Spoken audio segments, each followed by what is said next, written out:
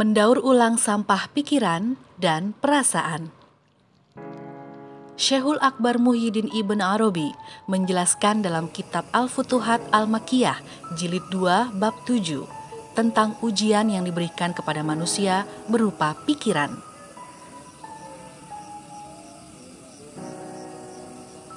Kendatipun demikian, Allah Subhanahu wa Ta'ala menguji manusia dengan sebuah ujian yang tidak diberikan kepada satupun dari makhluknya yang lain. Melalui ujian tersebut, Allah membawa manusia kepada kebahagiaan atau kesengsaraan, tergantung kepada taufik yang Dia berikan kepada manusia ketika menggunakannya.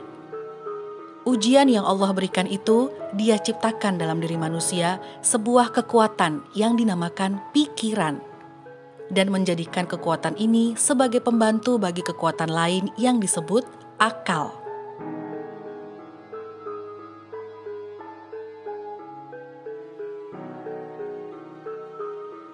Meskipun akal menjadi pemimpin bagi pikiran, tetapi Allah memaksa akal untuk menerima segala yang diberikan kepadanya oleh pikiran. Allah Subhanahu wa Ta'ala tidak memberi ruang bagi pikiran kecuali dalam kekuatan imajinasi. Dan Dia menjadikan kekuatan imajinasi sebagai lokus yang menghimpun segala sesuatu yang diberikan oleh kekuatan-kekuatan indrawi. Dia juga memberi kekuatan imajinasi sebuah kekuatan lain yang disebut dengan kekuatan pemberi bentuk atau al-quwwah al-musawwirah. Jadi, kekuatan imajinasi hanya bisa mengaktualisasikan sesuatu yang diberi oleh indrawi atau kekuatan pemberi bentuk. Materi-materi yang digunakan oleh kekuatan pemberi bentuk berasal dari objek-objek indrawi. Ia bisa saja menyusun bentuk-bentuk yang belum ada dalam entitas, tetapi seluruh bagian-bagiannya pasti sudah ada secara indrawi.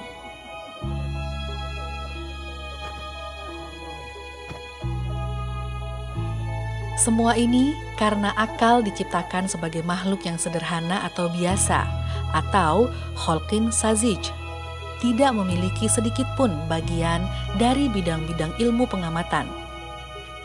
Dikatakan kepada pikiran, bedakanlah antara yang hak dan yang batil yang engkau temukan dalam kekuatan imajinasi.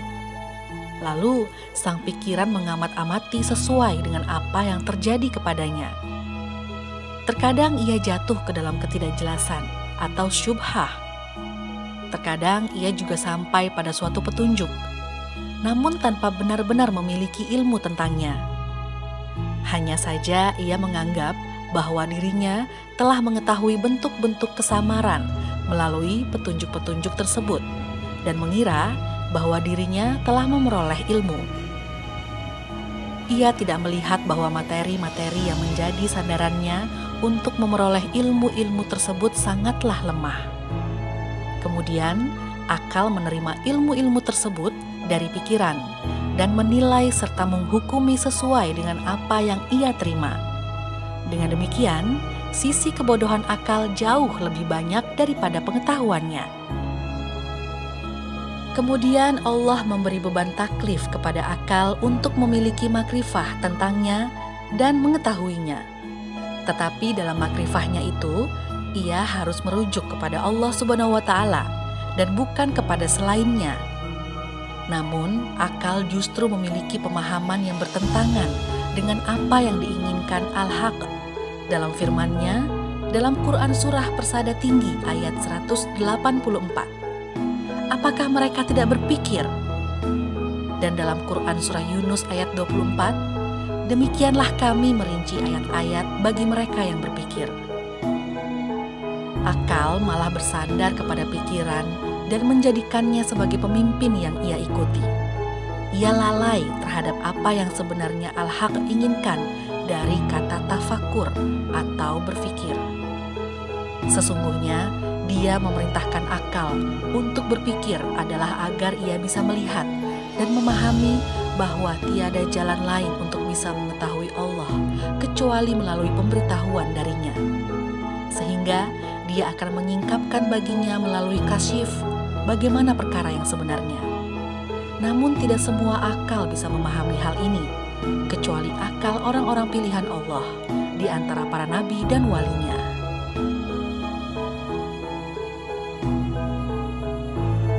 Aku tak habis pikir, apakah mereka menggunakan pikiran ketika mereka menjawab benar?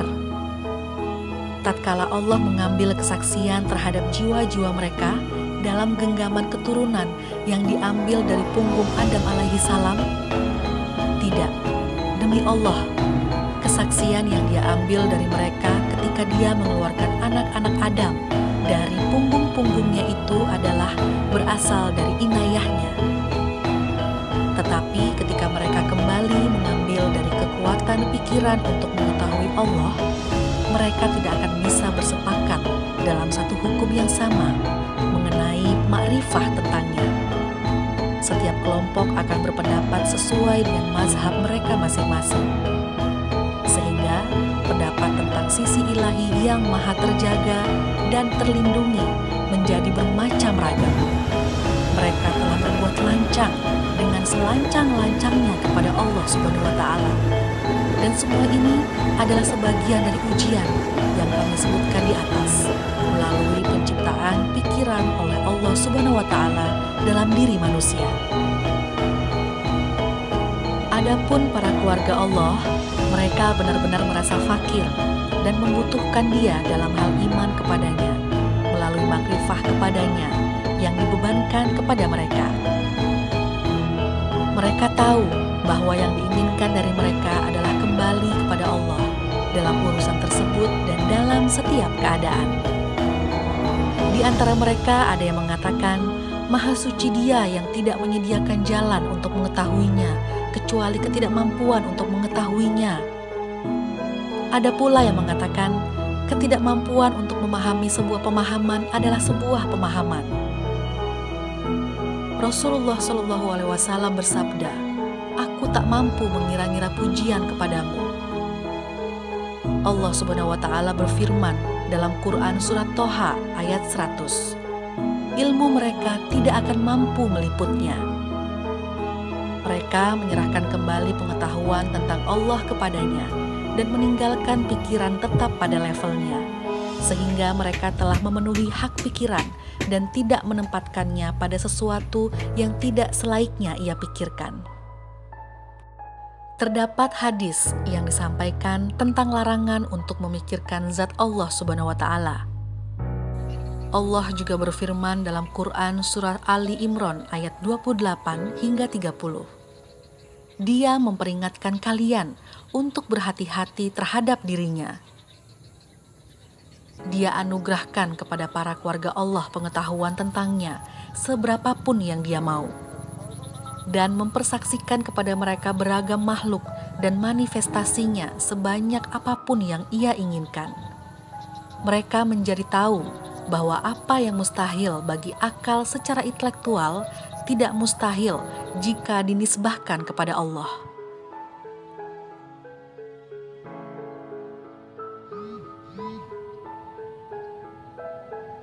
Apa yang harus menjadi pegangan seorang yang memiliki akal tentang Allah dalam dirinya adalah ia harus tahu bahwa Allah Maha Kuasa terhadap segala sesuatu, baik yang mungkin ataupun mustahil. Tetapi tidak semua hal yang mustahil, karena ada hal-hal yang benar-benar mustahil baginya, seperti kebodohan dan lain sebagainya. Dia Maha mampu melaksanakan kekuasaan dan maha luas pemberiannya. Tidak ada pengulangan dalam apa yang Dia ciptakan. Yang ada hanyalah hal-hal yang memiliki kemiripan yang tercipta di dalam substansi yang Ia wujudkan. Jika Dia menghendaki, akan Dia kekalkan. Dan jika Dia menghendaki, Dia akan memusnahkannya bersama nafas-nafas. Hidup yang dianugerahkan Tuhan kepada kita disimpan di dalam tabula rasa. Pahit, manis, pedas, tawar, pahang, asam, asin, kecut, sepat, sedih, getir, resah, gelisah, kehilangan, sakit, gembira, suka, kecewa, putus asa, lelah, takut, khawatir, was-was, penasaran, curiga, marah, benci, bersalah, malu, cemburu, canggung, lapang, puas, kenyang, tenang, cinta, kasih, sayang, rindu, dan bahagia. Di manakah hulu rasa itu? Bagaimana pula kondisi puncak rasa-rasa yang selama ini kita alami? Semua rasa itu harus bisa kita kelola sebaik mungkin. Tak boleh ada yang mengendap di dalam diri. Ia hanya boleh datang, singgah, dan pergi, lalu berganti. Waktu demi waktu, Tuhan mengejawantah bersama segala rasa. Dan kita adalah makhluk yang tumbuh dari perjalanan misteri rasa yang tiada sudah. Allah Subhanahu wa Ta'ala berfirman dalam Quran Surat Ali Imran ayat 6, "Tiada Tuhan selain Dia yang maha mulia lagi maha bijaksana."